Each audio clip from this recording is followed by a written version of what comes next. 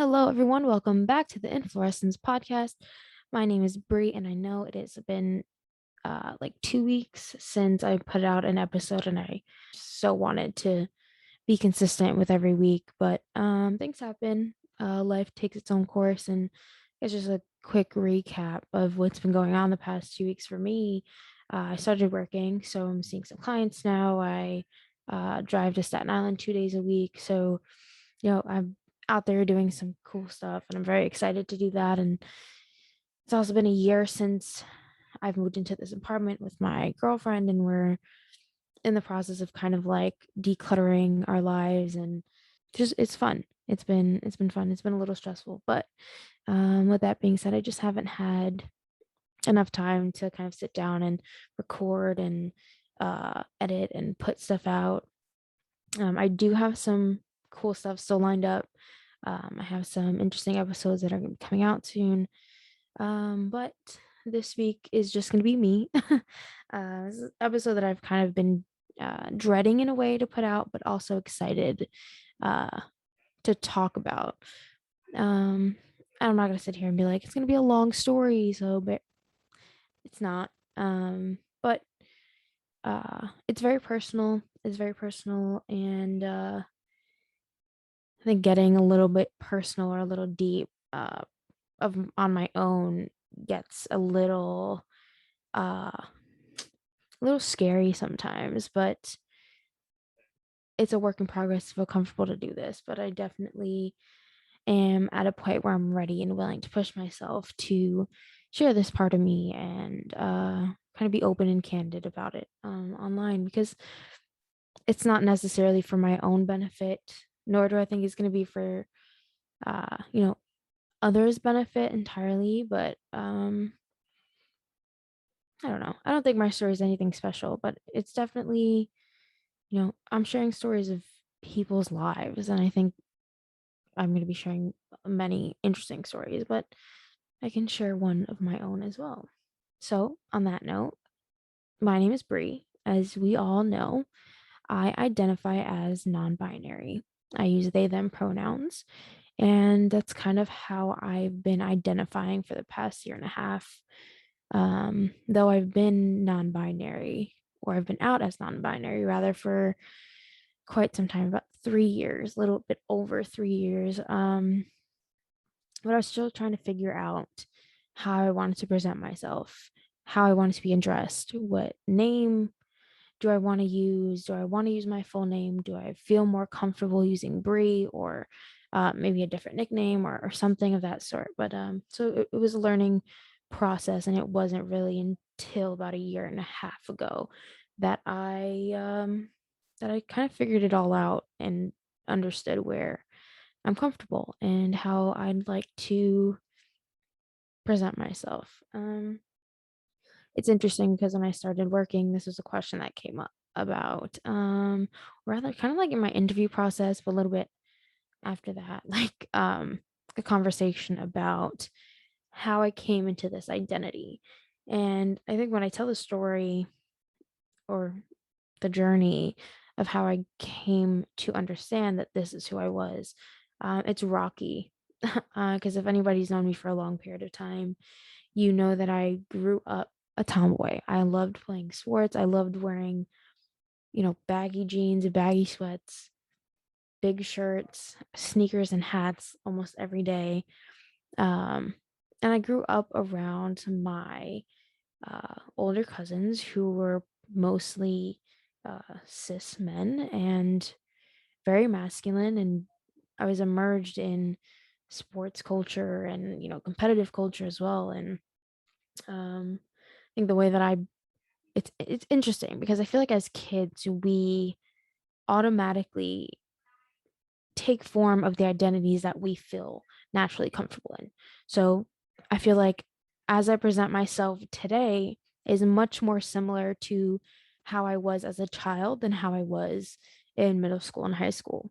I think it was about, I think, middle school when I started going to private school, that it kind of all changed for me because I think in middle school for me, I was around a lot of, it was very co-ed, and it was like equally co-ed. So during lunch I'd play sports with the guys, and a lot of the girls as well used to play sports, and we kind of like all played together, like there wasn't, I feel like up until like 6th grade, the idea that like boys had to do one thing and girls had to do another was just not ingrained for me. Um, and in a way, I'm thankful for that. I think my parents also played a big role in not necessarily enforcing gender roles or, like gender expectations. Um, so I was allowed to freely be um, athletic and competitive and, like enjoy sports where I was covered in dirt and, tackling and stuff like that wasn't, nobody ever told me that that's not appropriate because I'm not a boy or anything like that. So in a way, I'm very thankful for the childhood I had growing up because I was allowed to embrace all that without feeling any sort of judgment or negativity. Um, but I also went to private school after 6th grade, and that's kind of where it all changed for me. The classes were not equally split. I think my graduating class of like 8th grade was 3 or 4 guys. And the rest of us were cis women or cis girls, cisgendered girls. Um, I say women because we all now are much older, but at the time we were young cis girls, and I felt the need to fit in more than ever. It's also middle school, so of course we all feel the need to fit in middle school, and that's totally fine. Um, but I kind of let go of that athletic, competitive person that I was to fit in. And I got into straightening my hair every day, and I got into wearing dresses and heels and makeup and stuff like that. And uh, it's just how it kind of played itself out.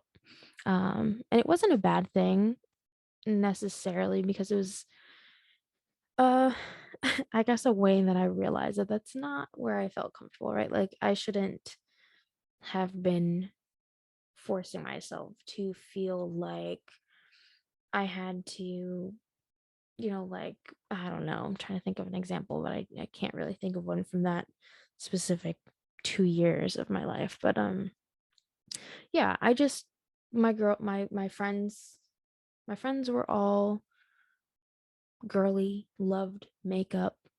Um and we played sports, we played softball, we played basketball um on a girls team, and I felt like I was always kind of sticking out just a little bit because I was, like more competitive, and I knew that my masculine side was showing itself a little bit more in sports, and I was comfortable with that. But had I felt the need to kind of switch that off when it came to hanging out or going to movies or, just sitting in the classroom and stuff like that. But I still can think back at moments where that masculine part of me still seeped out in its ways. And I wasn't necessarily unauthentic, but I definitely worked on hiding it more. Um, and then high school came around, and I went to an all girls Catholic high school. And that's when things started to take a huge negative effect on the way that I presented myself and how I felt about myself. Um, and I can think back to a time when, and this is like one of those things where one of those times I realized, like I really have to make myself look like I fit in here. Um, and it was like wintertime. We wore skirts and we wore knee-high socks, and it's winter. And I was a freshman in high school, like shaving above the knees wasn't a thing.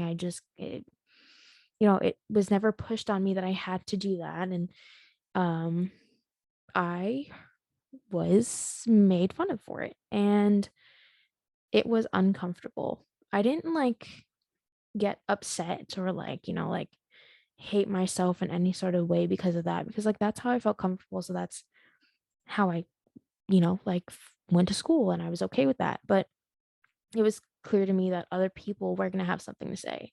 So I just started fitting in more. I started shaving my legs. I was putting makeup on again and straightening my hair every day and doing all that stuff that like I did in middle school, but it felt more dire.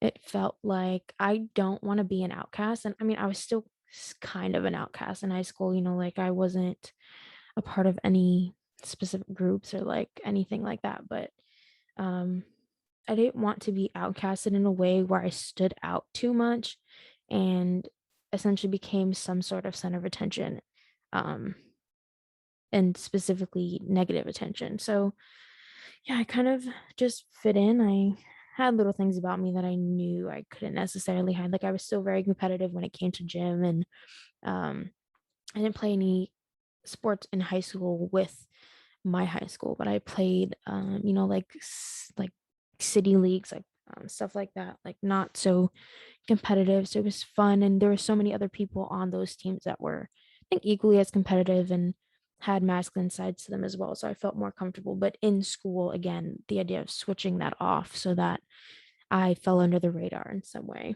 And that was all until about sophomore year. So in junior year, I came out as gay and I was able to kind of embrace a little bit more of my masculinity. So I didn't feel like I had to, I was still straightening my hair, I still wore makeup, but like I could allow myself to appear or, appear a little bit more masculine.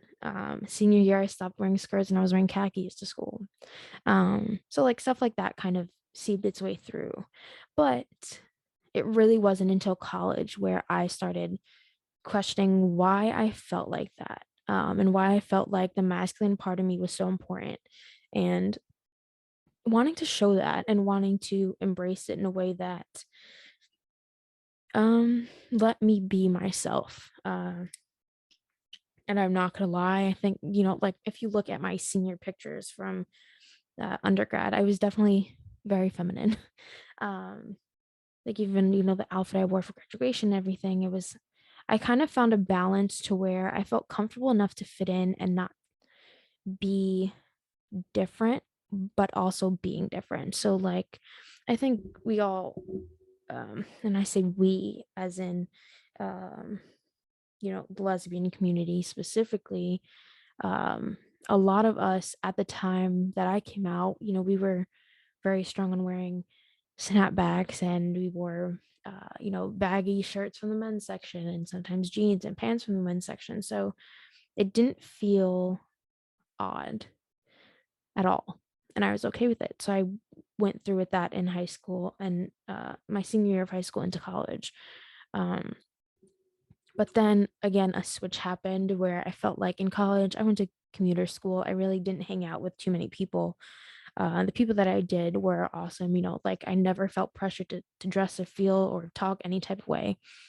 But just walking through the campus, I was like, I feel like I stand out just a little bit too much.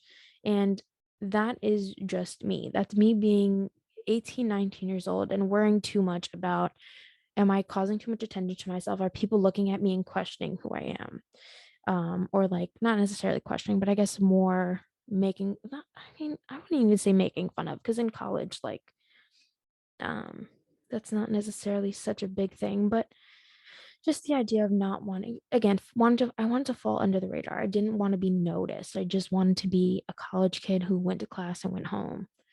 Um, and I pretty much did that. And senior year of undergrad is when I started to really question things and wonder, why am I so not comfortable with appearing the way that I am? Or, what makes me want to stay under the radar? Why don't I want to be seen, or why don't I want to be um like thought of or like spoke like, I don't know, college things. But later in college, so it wasn't my freshman year.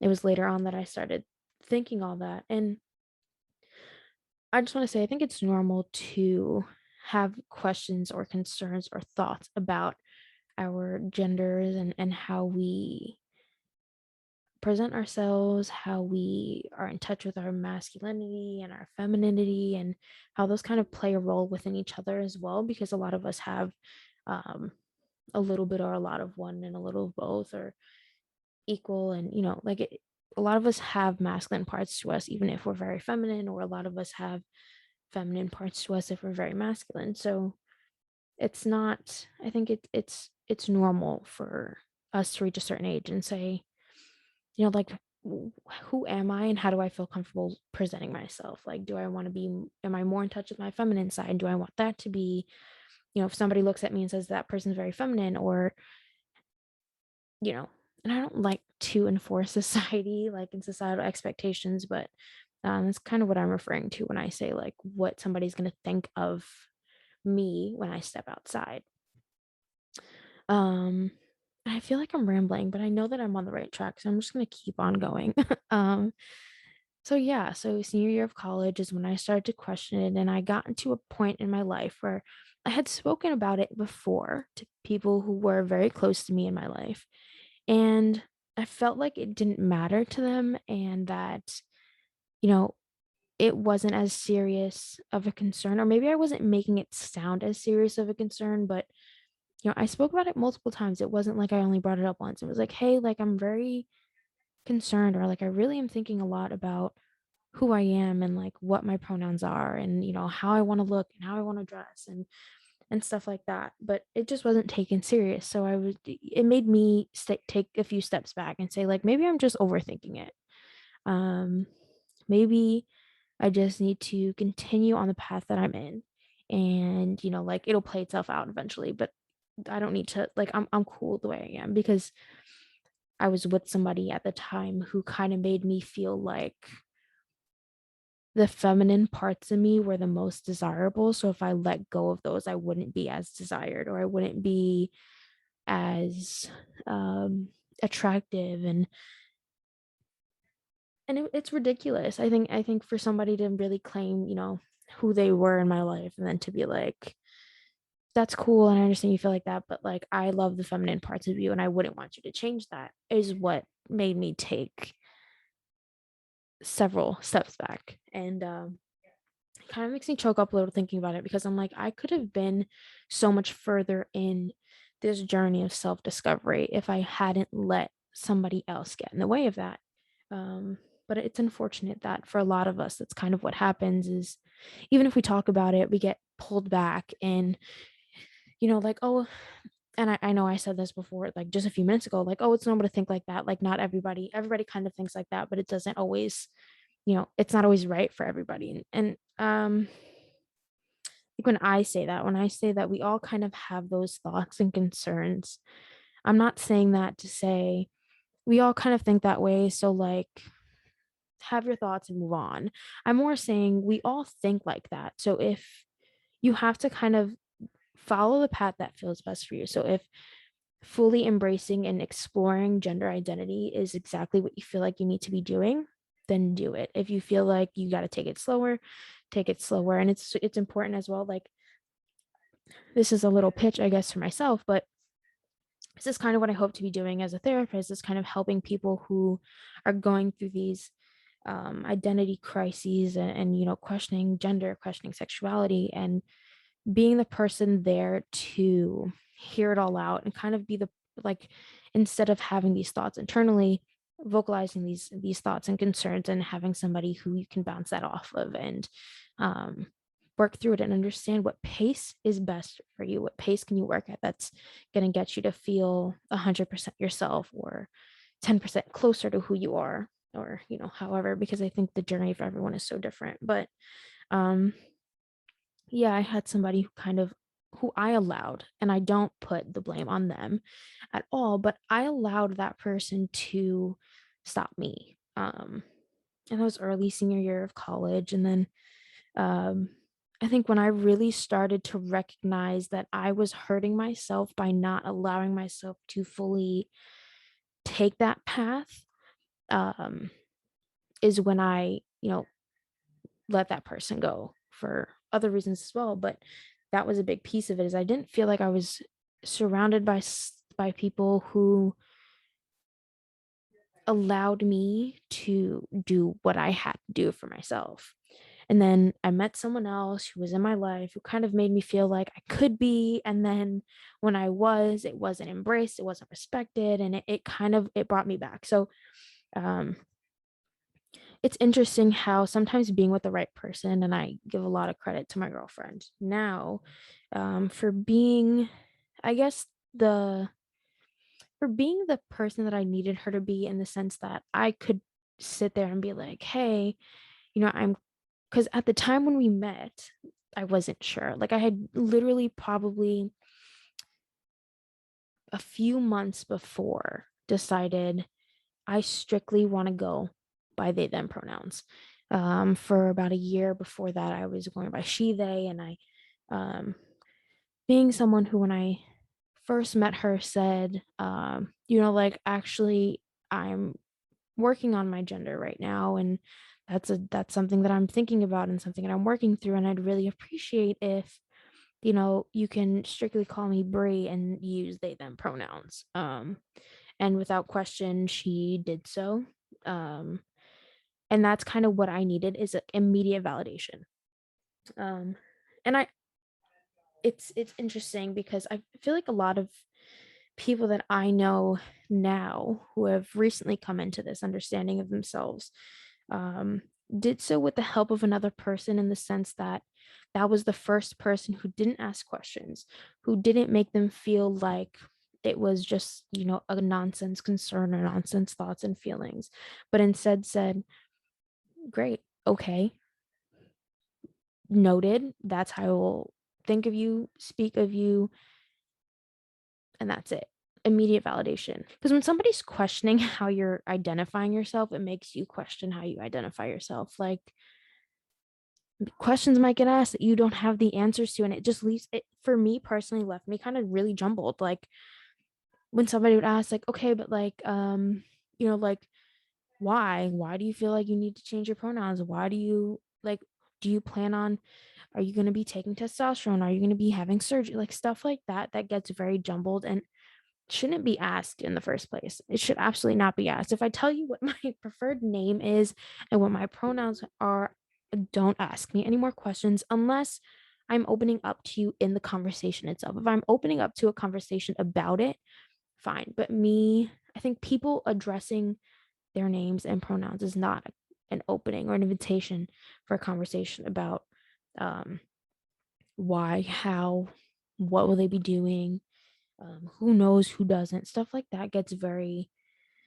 mixed, and those thoughts for me, they were breaking factors, and like, I would take this step up to like talk about it, and then every time, it would kind of bring me back down, bring me back to kind of like square one.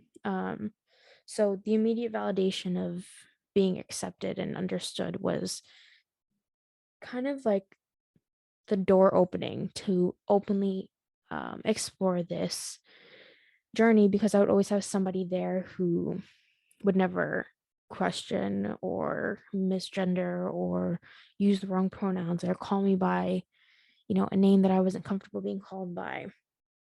Um, but yeah, so that was, I was already, God, my second year of grad school. So my first year of grad school in school. So I guess I can, go back to that as well. So yeah, so senior year of college. And again, I'm so sorry because I feel like when it comes to talking about something this personal, I just want to be genuine, and I don't want to like have bullet points of the things I talk about when I talk about them, because I haven't really gone in full depth conversation about something like this with anybody but my partner. So um yeah, go back to senior year of college of undergrad. I graduated. I was, I think, fairly feminine presenting.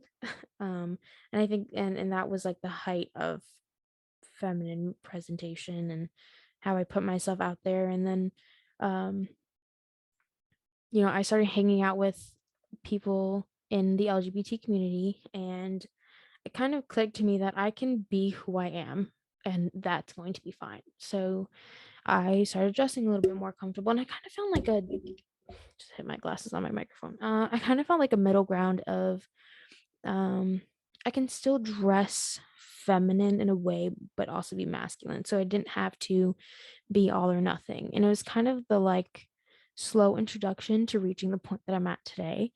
Um, So yeah, once I started grad school was when I decided I'm no longer going to accept she, her pronouns, especially in an academic setting, especially in an academic setting where I'm going to be making a network of colleagues who I may run into later on. So I'm going to be fully into my career and I want to make sure that I'm kind of like new slate, new person, not necessarily like I think I made a joke about it like new school year, new me when I was going, into grad school, but basically that's what it was is I'm going to start this year fresh. So I went in, um all my teachers, all my classmates, everybody referred to me as Bree solely and used they them pronouns, and being in that environment where I was constantly validated in a way is what fully allowed me to embrace who I am. So that was 2 years, full 2 years. But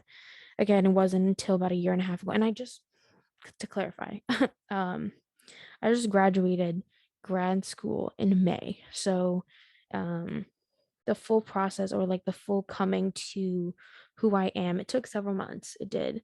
And it was about halfway through my first year of graduate school where um, I decided to cut my hair and dress more fitting to how I felt inside. And I still think to like today, parts of me doesn't mind being more feminine. So like my girlfriend has done my makeup a few times, and I don't think I'd ever step out of the house that way. But like I do like to look at myself in that way, especially because I can be so vulnerable with another person who fully understands me. So parts of me can still be feminine, and I'm recognizing that, but I'm also recognizing that the majority of who I am is masculine presenting. And that's where I stand today. So a year and a half, I have worked, I have learned, and I have uh, been, in basically emerged in my entire life as who I am today. And I think with that, you know, comes its ups and downs because there are people in my life who I felt the need to cut out because they weren't going to understand me. Yeah, I think, coming into later in my life saying I need to cut some people out because they're only going to have more toxicity to bring in is important. And that's the key to this journey of self identity because, I've cut out, I don't even know how many people at this point, um, and not in a malicious way, um, but just because I knew that I would hinder becoming who I am fully by trying to impress or trying to sugarcoat or trying to like allow people to discredit who I am as a person. So yeah, that's really like my whole journey. I think I had it fairly easy um coming into the like I said, my parents were never strict on at least I can't remember a time that they were. And I think if I did, I would be able to remember it because I do remember other times in my life where people were trying to enforce gender roles on me, and I'm going to get into that in a second. But my parents were never that. My parents always kind of embraced, that tomboy side of me and let me dress how I wanted to dress and do the things that I wanted to do. And I never really got told like that's, you can't play like that or you can't do that. It was kind of just like I was a young person, a very young person, living out authentically who I am the way that I wish I did between that time and a year and a half ago. So I really do credit my parents a lot too for, who I've become today and letting myself get to this point. And I think if I had uh just allowed them specifically to kind of be the ones that, you know, enforced or like shaped my roles on life and present, like how I present myself and who I am, then it would have been a faster process as well. But again, I let too many people get in between that from middle school crowd to high school and the people that, that literally one person who said something about me not shaving my legs kind of like just it ruined almost everything. But yeah, so back to gender roles.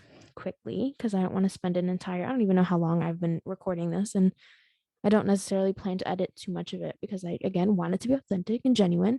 Um, Gender roles wise, I think the people who mostly enforced that for me were parents of friends, um, adults in private school systems, like teachers and uh, some figures of authority.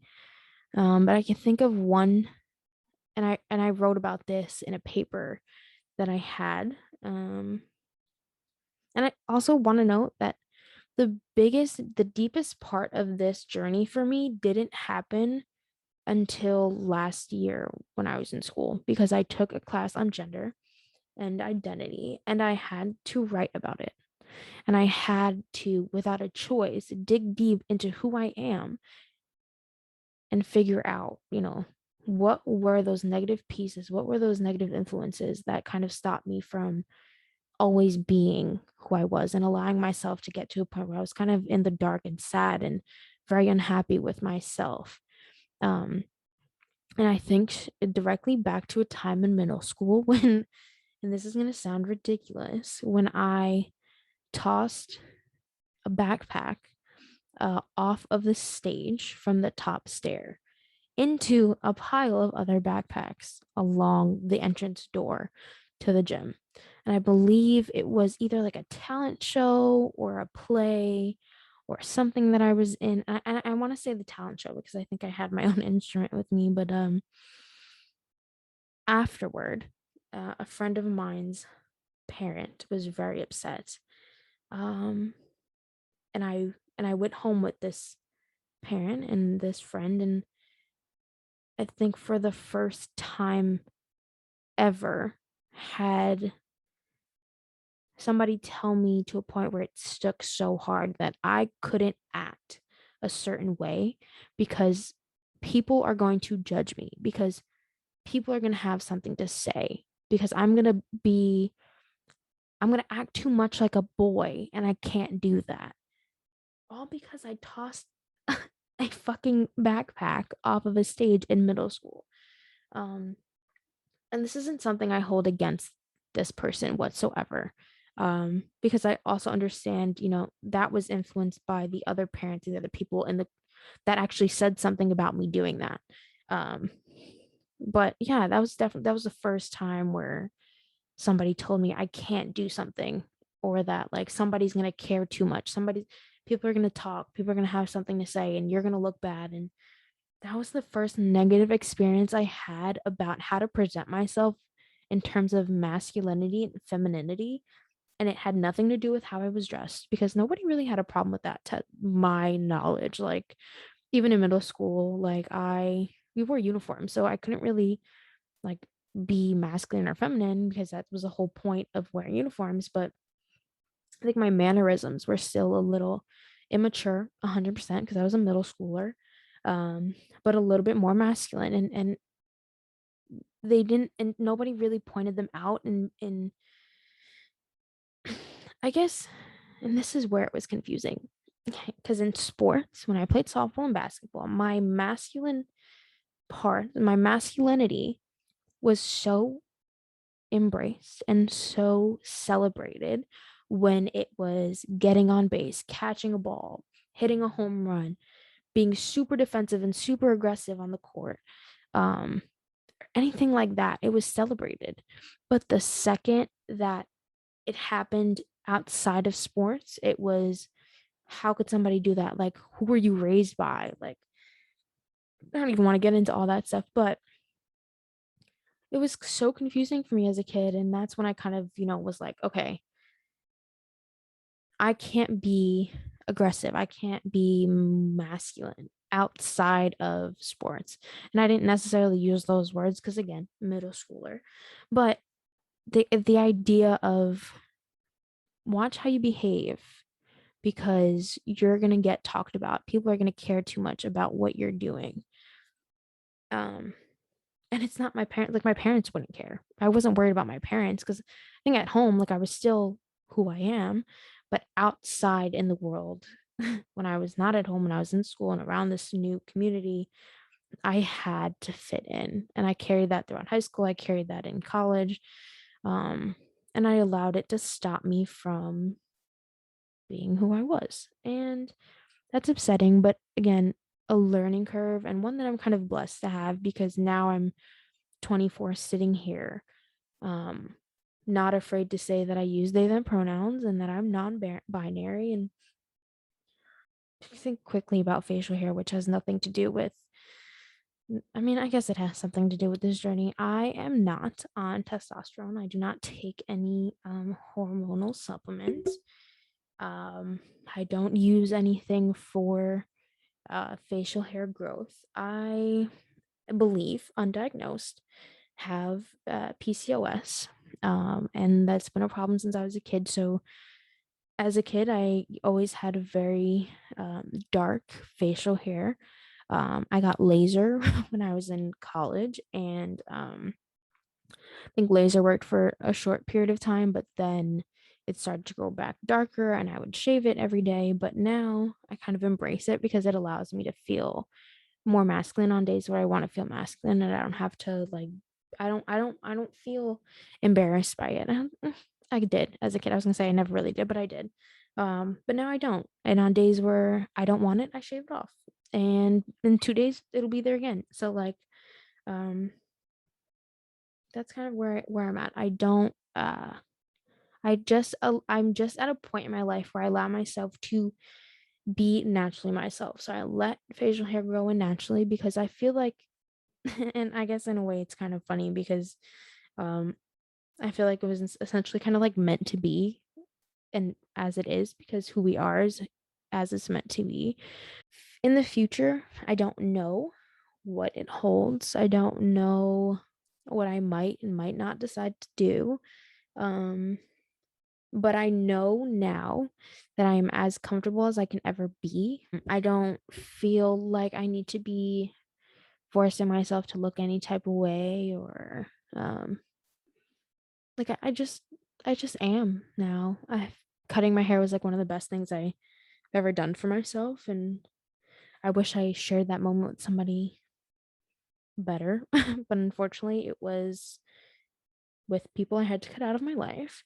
But I still had my girlfriend who made me feel like it and dude, the way that my family and my godmother was just like, this fits you, like this is you, like your hair, having short hair is like you're literally meant to have short hair and stuff like that was so validating. And that was the first step. And then after that I kind of let it play out, and I had the entire pandemic to play around with presenting myself. And I think in a way I'm very lucky for that, and I'm lucky to have been um in an institution that was so accepting and validating of trans identities. Um, and that's absolutely not always the case, because I am aware that they haven't always been as great and at times can still not be great. But I felt accepted and validated. And I was in an institution where I literally had classes where I was one of four non binary people. So it felt right. Um, my life has literally played itself out in a way that has allowed me to grow into this person without having to second guess anything after college. Like literally after I graduated my with a bachelor's degree, I haven't had to worry about who I am because everywhere that I've been placed in terms of community and populations have been affirming. Um, and have helped me see like other people like me, help me understand and know other people like me, have conversations that I would not have had. And I'm thankful for that. So that's in terms of institution. And I definitely would say for people who are worried about, going to continue education and further education, um, and are kind of worried about, am I going to be accepted? Look into it because um, I was supposed to go to school in Michigan, and I don't think Actually, I know for a fact I would have never reached this point of my life, and I'd still probably be in a place of darkness and wanting to fit in and feeling like an outcast if I hadn't decided to stay here and go to school in New York. So because you gotta know who you are and who your people are and wanting to find that in a way that's going to be most helpful. um and lastly, in terms of professional, um I am a therapist who identifies as non-binary, and my clients know that. um I openly use they them pronouns with my clients. I have no problem correcting them if they use they any pronouns other than they them. um I do work with children, so I do understand that that could be more difficult for a child. Sometimes, other times I feel like they might be more understanding, but yeah, I definitely feel comfortable in the sense that in my professional career, my professional life, I can say, uh, my pronouns are they them. My name is Bree and I'm your therapist. My pronouns are they them. I am non-binary, etc., etc. However, the spiel ends up coming out on its own. Um, I want to thank everyone for listening, and listening after being off of posting for 2 weeks. And I literally was so busy I couldn't even keep up with Instagram. But as my schedule kind of falls into place, videos will be more consistent. So I still can't promise that I can have a video out every week, but I am definitely trying. And I'm so excited for what's to come and the people that I'm gonna have on this podcast soon. But thanks again for listening. I hope I didn't bore anyone with sharing this part of my life. Um, and of course, there's so much more to share, but um, I feel like this is, a little bit of, I shared what I was comfortable with, and I'm okay with that. But again, thank you, and I will see you all when I post the next episode. And I guess keep a lookout on Instagram for when that's going to be. Hopefully, I can get one out next week as well and be a little bit more consistent. But we'll see. And I think in lieu of not putting up episodes, I'm going to definitely share my favorite episode of the week because um, if I'm not having the conversations, I definitely want people to continue listening to good conversations about self love, self journey, self acceptance, self care, and all of that good stuff. And that's all for this week's episode.